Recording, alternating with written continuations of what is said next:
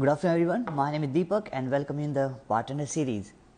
The Bartender series BKK, as we try to share with all of you, we try to keep calling the industry expert to share their knowledge and the new things, what's going on around the world.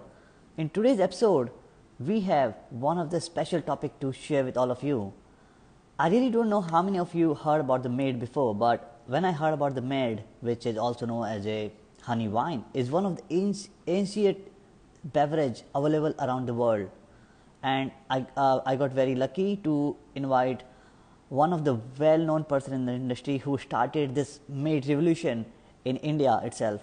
So I'm not wasting time enough. Let me invite the co-founder and co-owner of the company from Moonshine Meadery, Rohan Rehani, to share more about this thing.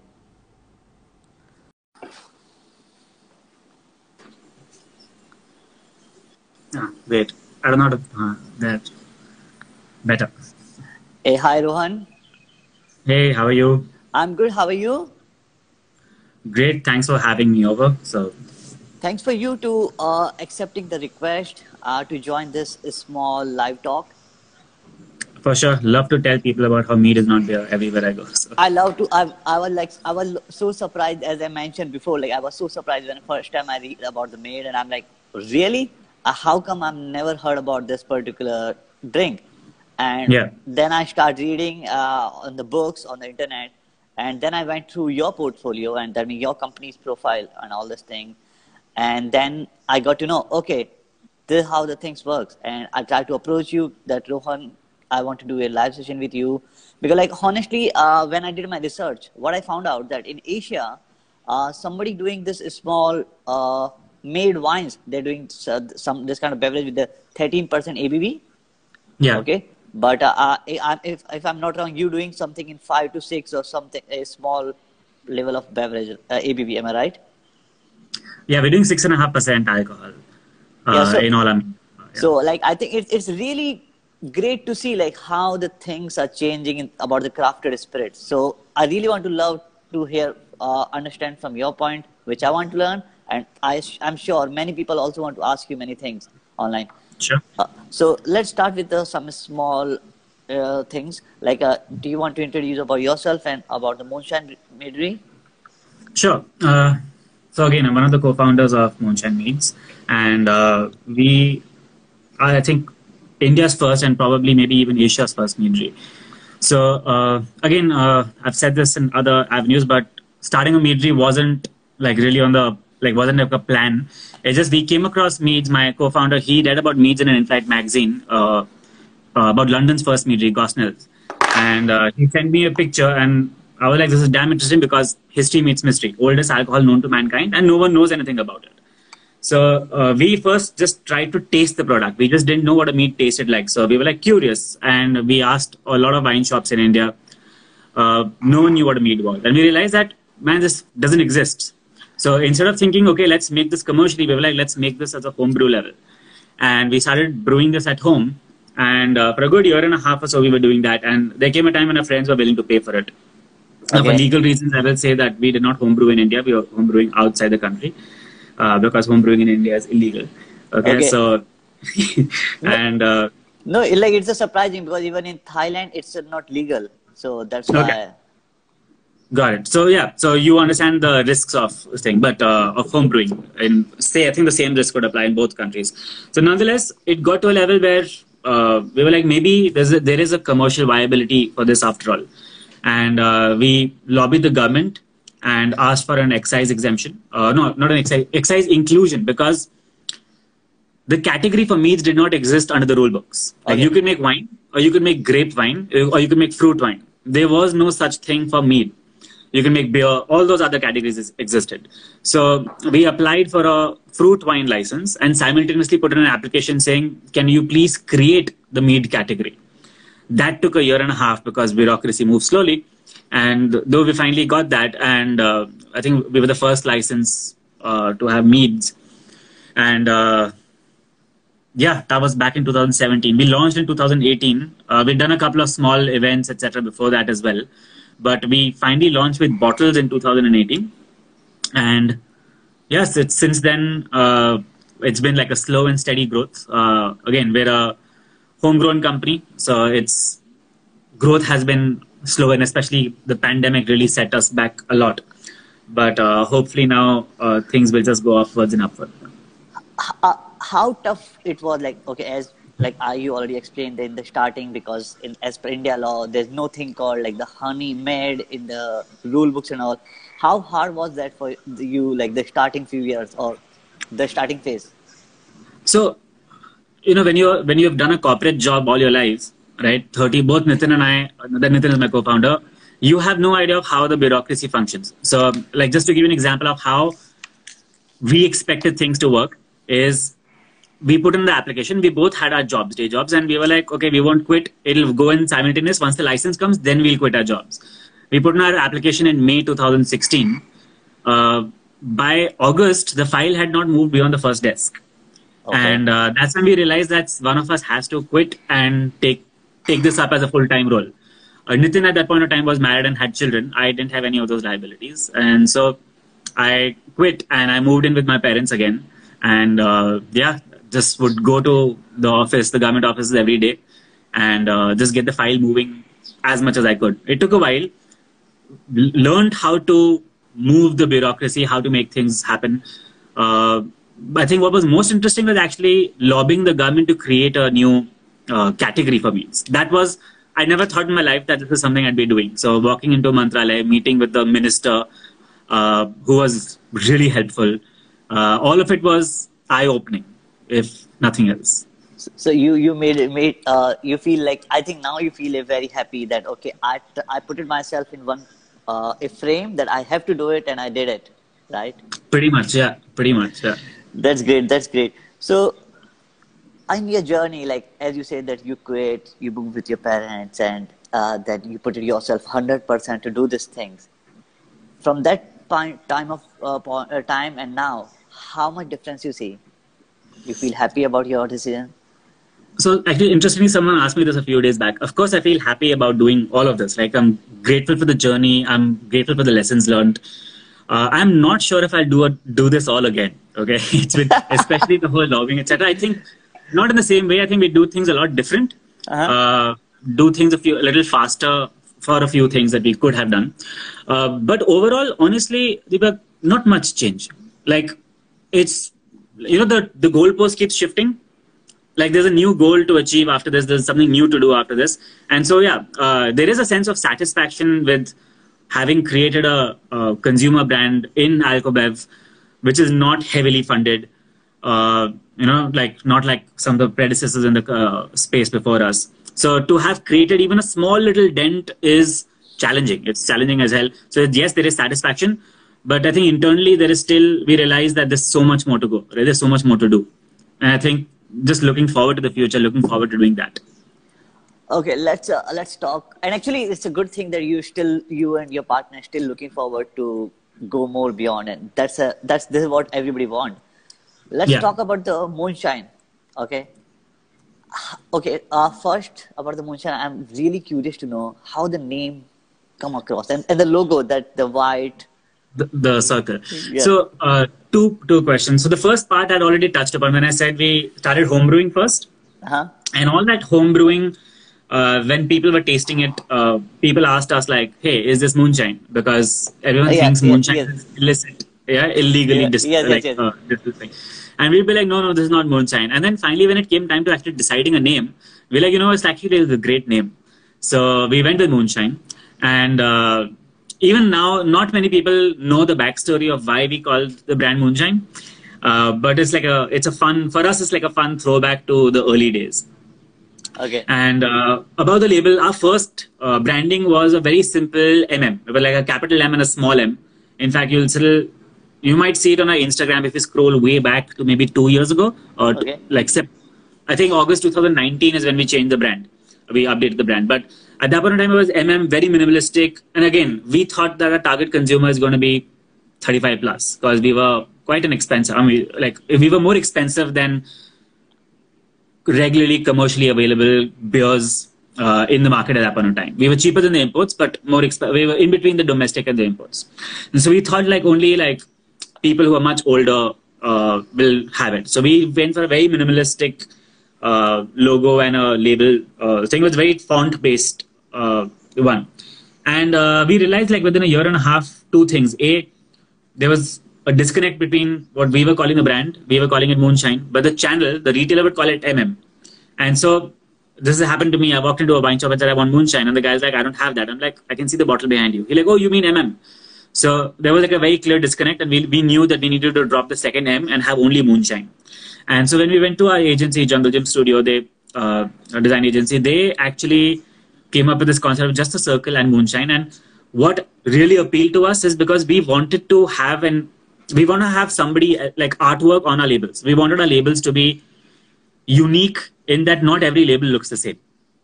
And what these guys did is they made a label template with just a circle and Moonshine beneath it. And now whenever we have to do a new label, we go to a different artist and we say like, here is your template and do your artwork around this. And you know what's unique to this is most brands that will do like a fancy like artwork on a label, they'll have the artwork done and then they'll slap the logo on somewhere on the side or somewhere in the like at the back. There will be their logo in its entirety somewhere. For us, if you notice, our logo is in the bottle, but we also wanted our brand to be integral to the artwork. And so a lot of our labels, you will see the circle has been overlapped with some artwork by about 20 to 25%.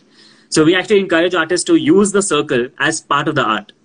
And that has led to a whole bunch of very unique art, which is reflective on the bottles. And again, our perspective on this is that the beverage inside is super unique. And so we wanted the artwork to be unique as well. Okay, cool. Okay, let's move to now the third part of the Moonshine. Sure. I noticed that your product is only available in the 4 states of India at the moment, if I'm not wrong. Sorry, I'm Three states at the moment. Okay. We were, for 3 years, we were in Maharashtra and Goa only. Okay. And just earlier this month, we have launched in Assam. Okay. Yeah, and we will be launching in a few other states. I think someone on the chat was asking about Bangalore. Yes. So we've submitted our documents in a bunch of states. Now it's literally whichever one gets passed first, we launch there first. So we do have a few more states launching. We will be launching in a few more states in the next couple of months. And so yeah, the next few months are going to be super busy, and the coming year is again going to be quite hectic. So how many total plants you have in India? 3 or? We only have one manufacturing plant. The manufacturing plant is based in Pune, on the outskirts of Pune. Okay, so that means next time when I come Mumbai, I know where to go. 100%, would be happy to have you.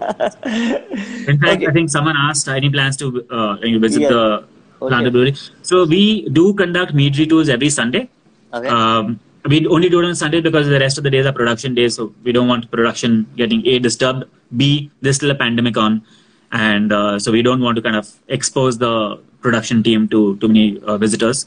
So Sunday are the media tours. We do 3 slots, and the details are available on the website. Okay, so Ocean, Soang, you have the answer for you that if you want to visit Moonshine Midway, Sunday is the best day to go and try the different flavors of moonshine. Then I think somebody also asked that any projects in the works regarding high ABV mats. So we do have a project in the pipeline, and for the last 1 year, pandemic hit a year ago. So last year and a half, or actually even more than that now. So maybe 2 years ago, nearly 2 years ago, we got some honey from this tribal zone.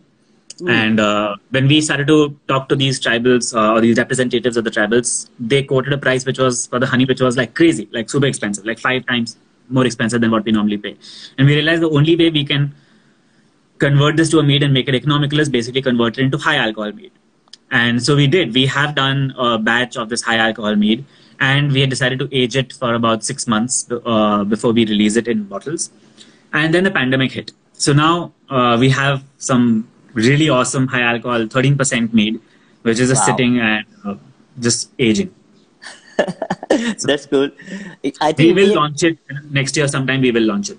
Yeah. Cool. Like actually, like it's surprising to know. Like as I mentioned in the starting, somebody in Hong Kong doing this honey wine concept with the 30% ABV, and now when you mentioned that you also have this thing, I will come back on this the tribal honey thing because I have something to talk about this thing, but later on.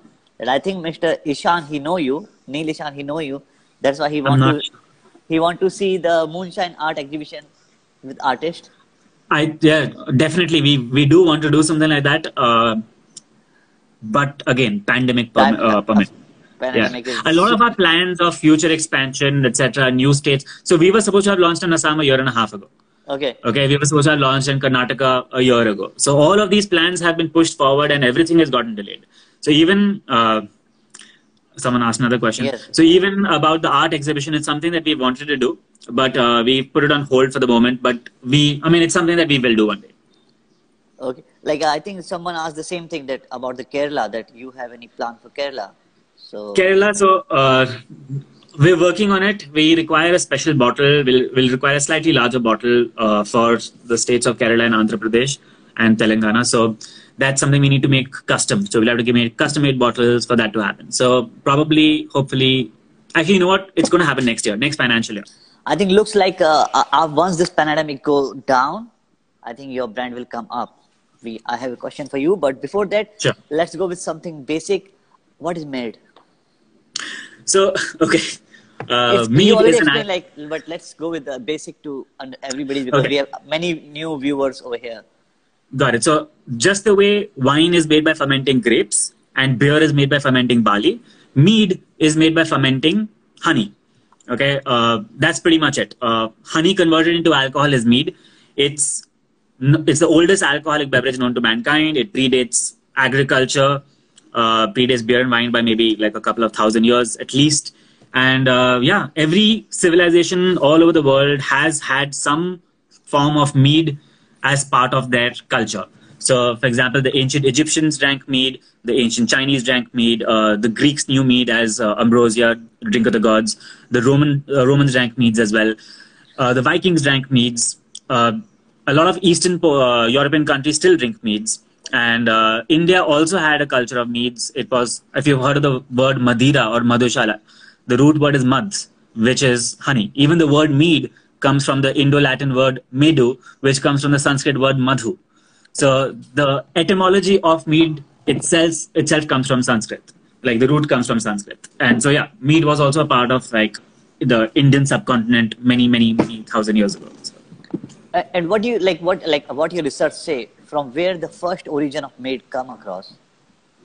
So there isn't any archaeological evidence as to how the first mead was discovered, but most archaeologists or anthropologists do agree, or even historians will agree, that the first mead was probably made by accident. Okay. The story that I like to think of is, like imagine an ancient hunter-gatherer like hunting in the fields or like hunting in the savannah, and there was a storm a few days ago, and a beehive fell into maybe like a hollow trunk of a tree. And rainwater fell into it, and that rainwater and that honey kind of mixed a little bit. Wild yeast fell into it, and I mean, because wild yeast is everywhere, and it fermented. And like I imagine this person maybe 10,000 years ago, 15,000 years ago, stopping for a drink, tasting it, realizing A, it's slightly sweet, and B, it also got him like happy. So I believe that would be the first mead. And again, there is no evidence to prove this, and there might not ever be, but yeah. Actually, I read almost similar story, like accident, like by the accident, the first times it's become in the like this. So that's why I just want to understand from your point of view. Okay. Now this is a question. I think it's a very general question, like for a person like me who first time heard about the maid. And so I want to ask, like, why should people choose maid over any other beverages? Okay, so. This is a loaded question, Siva. Good. Meads are, I'll tell you what I believe meads can be, right? Meads are super versatile as a beverage. As a base beverage, it can be completely dry. It can be spicy. Completely dry, we don't make a mead which is completely dry, but there are meaderies out there that I've tasted a few meads, but super dry. No sweetness at all. And the next thing that I would like to talk about is, I'm sorry, I read a few of the messages and it just distracted me. Sorry, Mayank, I'll reply to you also. No problem. Yeah. We were talking about meads and why do I think. We've made meads which are spicy. The guava chili mead, it's actually like got chilies in it. Not in the bottle, but we infuse chilies into the final beverage itself. We're doing a mead which is going to be slightly bitter. We've done a mead. We're going to be doing a mead which is going to be salty. We've done a mead which is sour. So, as a beverage, I think meads are one of the most versatile beverages possible. Having said that, all our meads, the way we make our meads, we believe that's super tasty. Okay, that's one reason to have mead. Like the way I see it, when I started drinking alcohol the first time, I couldn't stand beer. And for the longest time, for maybe like a decade, I didn't like beer at all because I don't like bitter beverages. And again, early days, I didn't like boozy beverages either. So I didn't necessarily like whiskey on the rocks or anything. I had whiskey by cutting it down with cola. So even in India, like again, some stats about India, spirits are the highest consumption in India, more than beer. And the reason is because people are having spirits mixed with cola, typically. Like again, now I finally have, moved to a level where I'm not mixing colas or mixers in my spirits. I mean, honestly, not always. I still do sometimes. And I believe a lot of our country is similar. And I wouldn't say just country, even this region, Southeast Asia, it's very similar, I believe, in that kind of demographic. Meads is a perfect gateway beverage. If you're trying to drink alcohol for the first time, the way we make our mead, 6.5%, it's not too boozy, it's not bitter, it's slightly sweet. Most importantly, it's flavorful and tasty. So, yeah. I think that's one great reason to drink meads. The other reasons are standard reasons, which are it's gluten free. People have told us this, that meads don't give too much of a hangover, which is great. Wow. I haven't empirically tested this hypothesis myself, but maybe I should. So. Maybe you should. You organize a mead party and then drink as much as possible. We won't call it a party. We'll call it a science experiment. Oh, actually, a science experiment or the brand experiment. Yeah, sure. Yeah. Okay, like I think, Mike, your answer is much perfect. Like about the whole scenario thing. Like now, I want to ask you because I know you started the project in 2018, 2019. You finally got the things, and now 20 and 21 is the most crucial part for your company. How it is 20 and 22, 20 and 21? A lot of anxiety. Okay. So again, I mentioned this earlier, we're not a VC funded business, right? Yep. We've had limited resources. So trying to do as much as we can I was saying trying to do as much as we can without burning through boatloads of cash is difficult in Alcobev. So we've been, even now the season's coming up and there's a constant pressure of how do you maximize sampling, how do you get reach, but there's a constant constraint of let's not spend too much cash. Plus, as a small brand, you get squeezed out by the big boys. There are a bunch of chains like restaurant chain outlets that have like exclusive tie-ups with big beverage companies, like beer companies. And those contracts don't allow them to keep us no matter how much their consumers want it. So there are a lot of things in the industry which, curtail a small player. But I do believe that the consumer is discerning and there are more consumers that will be more discerning in the future who want to have a beverage which is more flavorful and want to have beverages which are honestly also sustainable. I didn't talk about this. Another reason to drink meads is meads are actually the most sustainable form of alcohol, known to man, right? Just to give you a point, when someone's growing grapes for wine or barley for beer, you are taking away land which could have been used to grow food. So it's a -1 to the food value stream and it's a +1 to the alcohol value stream. With meads, you're not replacing food agriculture. In fact, you're placing your bee boxes in the periphery of your farms. So it's a +1 to the food value stream because you're adding, the bees will also pollinate and so pollination increases yield as well. It's a +1 to the food value stream and that honey is then getting utilized to make mead. So it's a +1 to the alcohol value stream as well. Okay. Now, from where you get your honey, do you have your own honey farm or you buy from outsources? So we started buying from beekeepers. Remember when I was telling you we had a lot of time, took a year and a half for the license to come through, etc. I did a course in beekeeping, got to know some of the beekeepers, the prominent beekeepers in the country, started sourcing directly from them. In fact, that's one of the things that made a huge difference. Even at the homebrew level, we realized the quality of honey is so important, and it's something I didn't know. We used to buy commercial honey, and the moment we switched to honey directly from the beekeepers, there was like a huge level in the quality, in the quality levels. Yeah, so we have predominantly been buying our honey from beekeepers and aggregators, predominantly up north, from Uttarakhand, that region. However, in September 2019, we actually got 200 of our own bee boxes as well. Okay. And for the last year now, we have been sourcing our own honey, and we've been selling some of it in retail, and we've been fermenting some of it. And this is actually a new chapter for us. Again, with moonshine, we feel that we have become possibly one of the largest consumers of honey in the country. We're consuming nearly 4 to 5 tons a month. Wow, it's a big number. Yeah, and exactly. And so we feel it's also one of our responsibilities to start actually helping beekeepers or helping farmers understand the importance of bees. And so we've started to deploy bee boxes in places where beekeeping is not such a common activity. For example, around our meadery, we've spoken to some farmers. We've got bee boxes deployed. And now it's been a year where we've been monitoring these bee boxes to see how does the climate conditions over here matter. And again, we're not expecting results overnight or even in 1 or 2 months. We're looking at this as a 5-year project or a 10-year project, because we know you're finally working with living things. Bees are living things, right? We know it's going to take time. We know that there are going to be challenges where, for example, this monsoons, it rained like crazy. We lost 50% of our hives. Oh. So it's a costly endeavor, but someone has to do it. And we feel it's our responsibility that because we're consuming so much honey, like if we don't do it, who will? Okay. So it is something that we have started as well. Aiming to multiply the number of hives in the next 3 years by like 100x, get to like 2,000 hives. Actually, that's a 10x. 200, yeah, it's a 10x. 200. Sorry.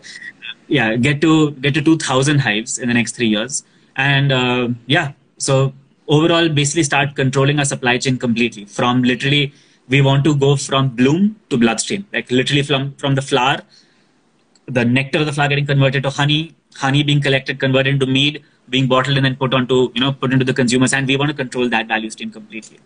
That's actually really beautiful point you put. So how you manage your whole sustainability part? Because do you also do any sub-product out of that? So right now we've started to sell honey directly in retail. Again, it's available through our website and on Amazon, I believe, as well. But we might start doing other stuff as well. We might do beeswax candles, maybe propolis in the future. So there are a bunch of honey and bee-related products that we could sell. But honestly, one of the best things we're doing is making mead out of the honey. So the value addition to honey. So a beekeeper, if he sells honey to a company like any other honey brand, right? There's a limit to the value a consumer is willing to pay, or the value the beekeeper can get for that honey. With the Moonshine Honey project, there's for example, the tribal honey. Now that honey would maybe have sold, it was like 500 kgs of it. That honey would have sold at that rate very slowly. Now we can pick up that honey and convert all of it into mead, which will then sell faster. So multiple things have happened. The tribals have made the money they wanted to make. In a shorter time, they've managed to offload their product, their non-timber forest produce. We have managed to source really, really good honey from these tribals.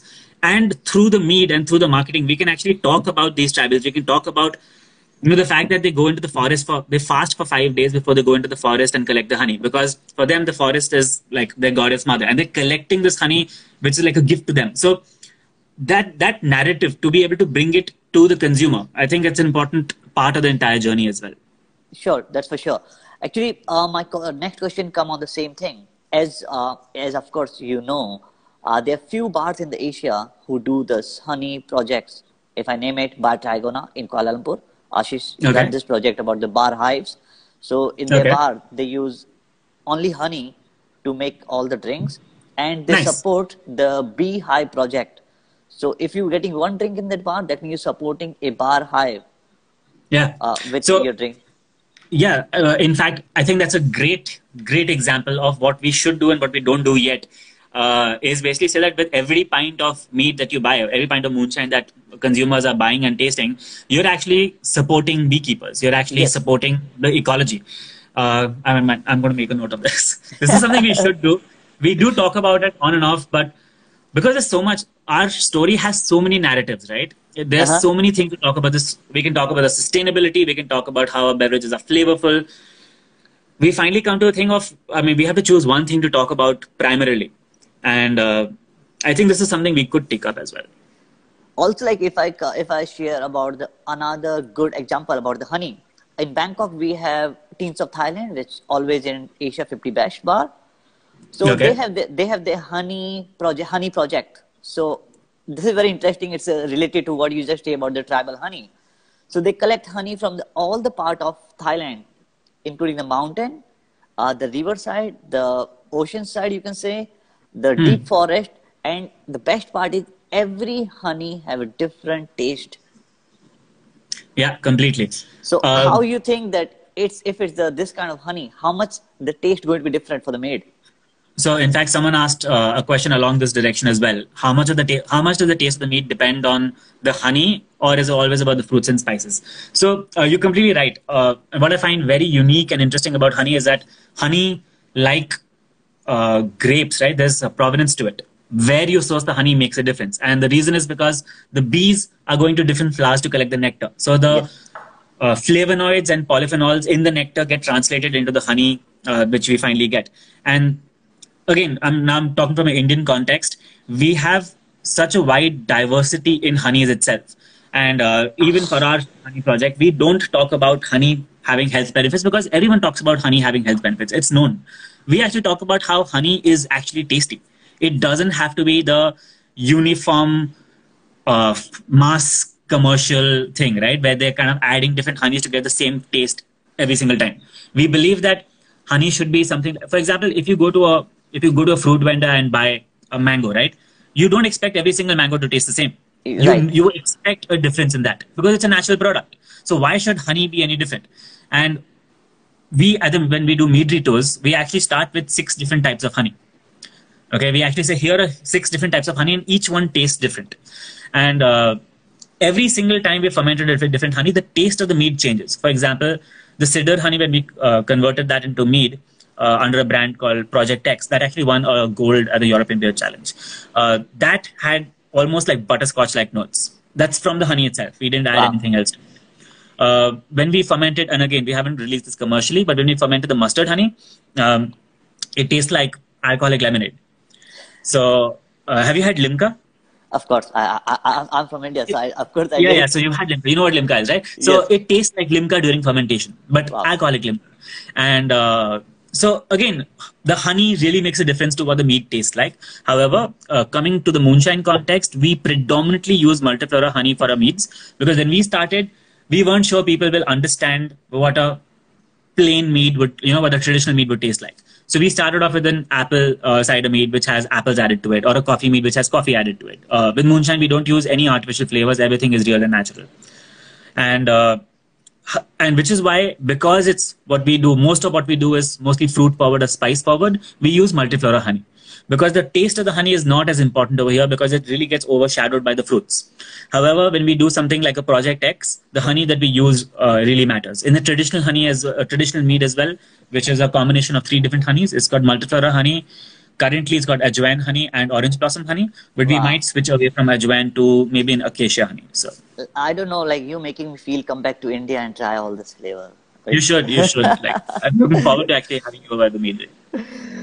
Rohan, if I comment rise of Asian maid, what do you reply? I think the future is super bright for us. I think the consumer, let me put it this way. The consumer palate is suited for meats. Okay. Consumers in Southeast Asia, and I could make an argument that all over the world, consumers do like, there is a huge category of consumers that do like beverages that are slightly sweet. Yes, in Asia. Yes. Yeah. Asia especially, but it holds true for all over the world. Now, if the consumer likes something which is slightly sweet, but has only learned how to drink something which is slightly bitter, there is a disconnect over there. And we feel that there is a gap that mead as a category can fulfill. Great. So I believe the future is bright, but it all depends on lasting the race. Because this is not a 2 or 3 year game, right? It's not something that's going to happen within like in the next year or 2. it's a variant for the long haul. I think all other meaderies should be as well. Good, great. Rohan, what do you think the contribution of Asian beverages in the global beverage culture? What do you comment on this? I think, again, I want to speak of India, especially over here. Yes, right And now, I'm because assuming, like I think this is the one point I just want to add on in this. Like if you say in last 3 years, there's so many crafted yeah, beverage coming out of India. So that's why yeah. I'm asking what the or contributor of Asian beverages in the global beverage culture. From a numbers perspective, it is still minuscule, right? Yeah, Except for spirits, we are, I think, the world's largest consumers of like whiskey. blended whiskies. Yes, In India is, yeah. But again, someone said this to me recently, and I thought it was very fascinating. Predominantly, as a country, we have enjoyed higher alcoholic beverages.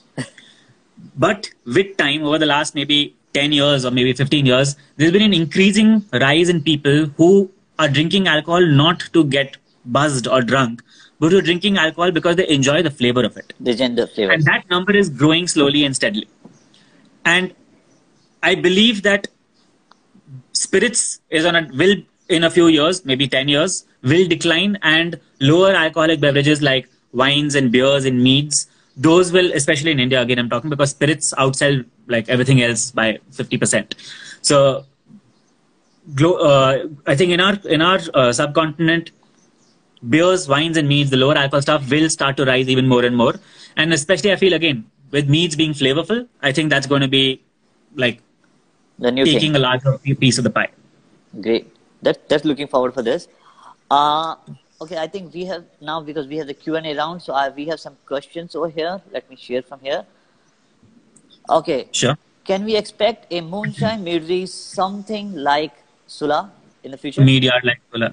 So my vision is to have like a nice meadery with a couple of acres of land in front of it, with fruit trees and flowering plants and bee boxes everywhere, where the bees are collecting the nectar from these flowering plants, from either the fruit trees or this thing, and basically converting into honey, which we can then harvest and make small batches of meads or larger batches of meads. I believe for me that is a vision. 3 years from now, fingers crossed, knocking on wood. Of course, like So once yeah, the way, like I think the way the moonshine brand is going fast, I think, of course, anything is possible. Okay, next we have from Rushi. Are you guys aiming to do any kind of fundraising for your brand? we're always looking to raise funds.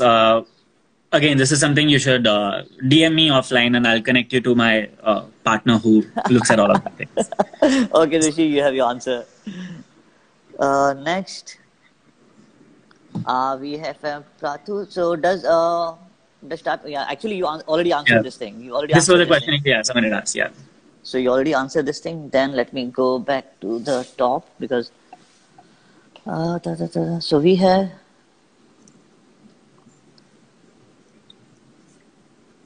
Okay. Do you think there is good future for craft breweries or beverages Rosie? ahead?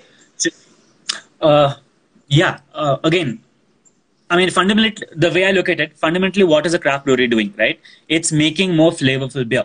Yep. And I come back to my previous answer that consumers will be more discerning towards flavorful beverages, including craft beer. So I believe the future is bright for craft because, and I believe there are a lot of big brands, you're already seeing signs of it, a lot of big brands Yes. will start doing more craft beverages. I mean, what would traditionally be craft beverages? Because they also recognize that the consumer does want something flavorful. So the fact that they already started doing it, like releasing wheat beers in India, etc., is a very clear sign that craft breweries will definitely have a place in the future.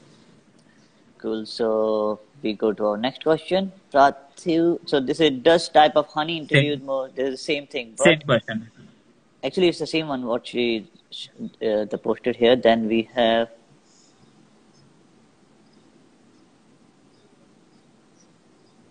Which is the next Mad Lab coming and when? Marketing.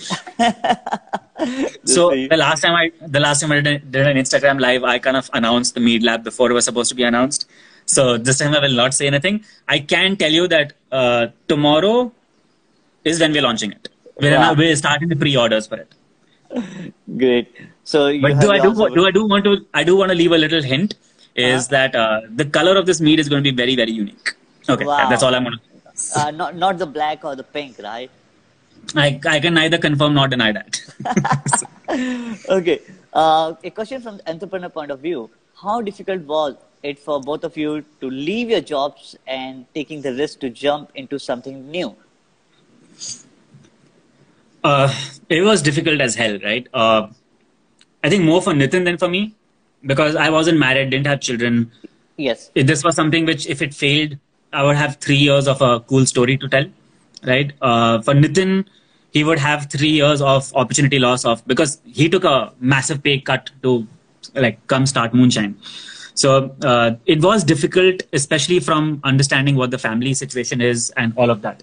But yeah, I mean, don't regret it at all. Would do it again, but do things differently. Great. So, Great, Rohan. Okay. How do you ferment your flavored mead? Do you add fruits to the mead or fruit introduced at the beginning? okay, sometimes both. Most actually no, we'd never add fruits at the very beginning. If in some cases the fruit will be added towards maybe midway through the fermentation or towards the fag end of fermentation. In some cases, the fruit is added completely post fermentation. It depends on the kind of mead. For example, the guava chili we do ferment it slightly. The mango also is fermented slightly. So both of these meads take a long time to make. Apple we add post fermentation. Okay. Coffee we add again. It's not first thing. We add the coffee beans, crushed coffee beans post fermentation again. So it changes from style to style. So if I'm not wrong, you do a second fermentation after the first fermentation. Am I right? Yes, not necessarily fermentation. We infuse the fruit within the fermented mead, and so like the apple, we're just infusing the fruit in the fermented mead. We're not fermenting the apples at all. So the flavor Okay. of apple comes. Okay. So, How do you ensure that the honey is ethically sourced and appeared your source from not doing anything wrong with the honeys? so the our vendor, our big vendor, is a USFDA approved supplier. He supplies honey to like he's predominantly an exporter. He doesn't sell much domestically. So his value stream, his value chain is good. We've not done an audit, but we know it's. We've gone to his place, spent some time. But you're right, there is an opacity about all of this, which is why we've started sourcing our own honey from our own honeybees as well. But there is some time before we switch our dependency completely to our own hives. Like, yeah, actually, you need some kind of confidence that yes, the product Yeah. is the way we want. A lot of my beekeeper contacts have actually come from the time I did a course in beekeeping. So I've actually, in some cases, I've actually been to their farms. I've actually seen how they harvest their honey. I've seen that they're doing it well. For us now, one of our new source of honey is our beekeeper who's out in the field for maybe 10 months or 9 months of the year. He actually is also spending time with other beekeepers. So Okay. he's actually seeing how are other people sourcing the honey. So again, sometimes he will pick up some honey for us as well. So again, we are more and more we are trying to be right where the bees are and source the honey directly from there, rather than actually having multiple steps in the value chain. Great, Supply Rohan. chain. Yeah. Another question. Okay, I think it's about the flavor. How you come up with the brainstorming this kind of flavors? Very simply. So the apple and coffee. So okay, the two stories in this. The apple was a no-brainer because when we were launching meads, we need a hook that the consumer already understands, and the consumer does understand apple, right? It's an Okay. easier, more recognizable flavor. So the apple was a no-brainer. We had to start with that. The coffee started off as a cult following. So at an event, we'd done a coffee mead as a part of an event, and people loved it a lot. And every other event, they started to request the coffee mead. So we knew we had to start with the coffee as well.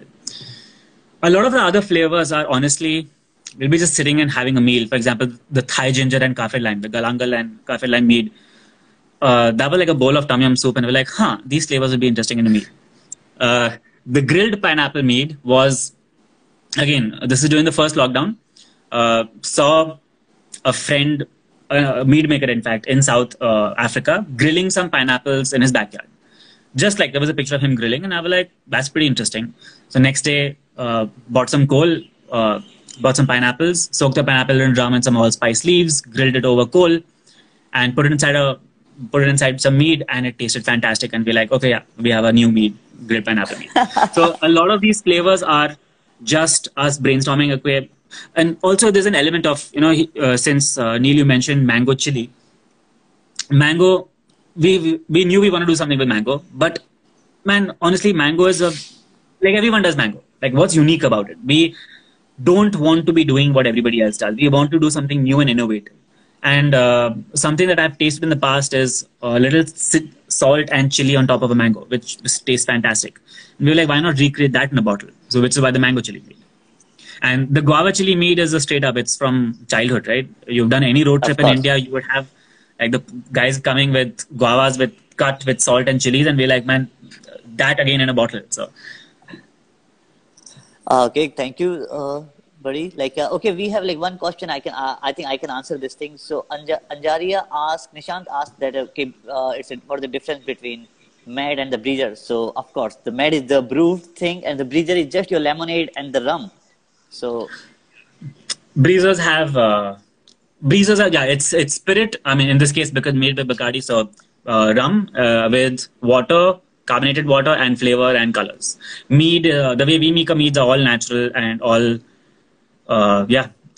nothing artificial. Everything nothing is artificial added. all the fruits are real, all the spices are real. So, We have one question like, where you getting the next moonshine project? Which city? uh, as in which city are we launching in as a Yes, brand? yeah, which city or which Again, state? which state? Again, I said this earlier. We have the file is in a bunch of places, and but also if I announce it, the marketing team will kill me, so I'm not going to say it. But two new states in the next 30 days, hopefully, fingers crossed. So, That sounds great. And last but not least, about the coffee beans, are you source any coffee beans from the local market like South Thailand? South of India, sorry, I'm from Thailand, so it's always so South Thailand. Nitin has a friend in Chikmagalur from where we source our beans.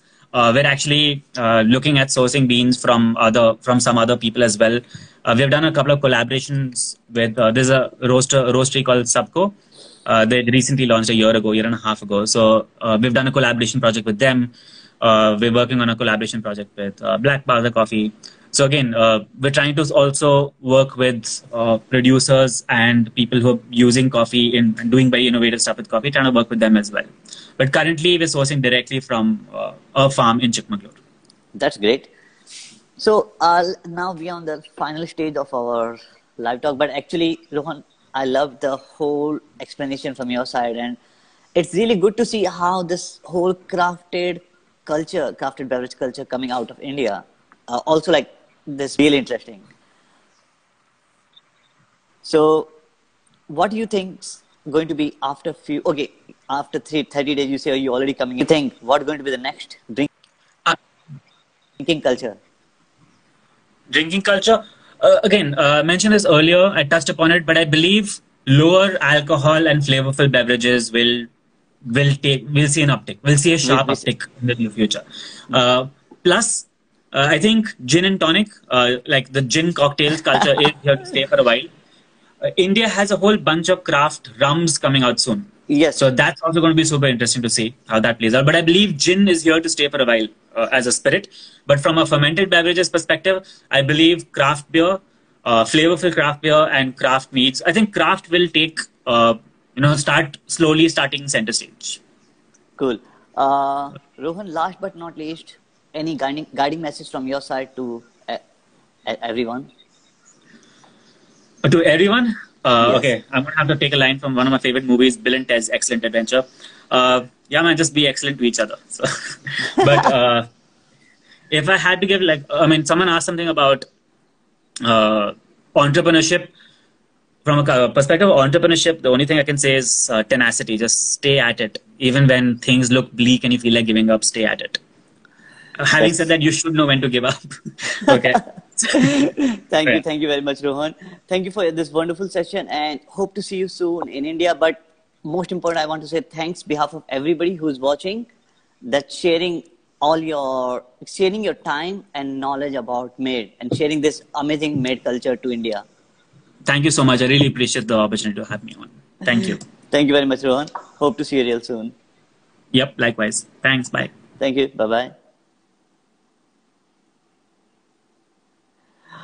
Thank you very much for everyone for joining this small session about the Made is Not Beer with Rohan Rehani, and hope to see you guys real soon for some more live talk like this.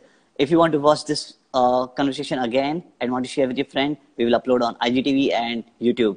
Thank you very much. Have a wonderful day. Bye bye.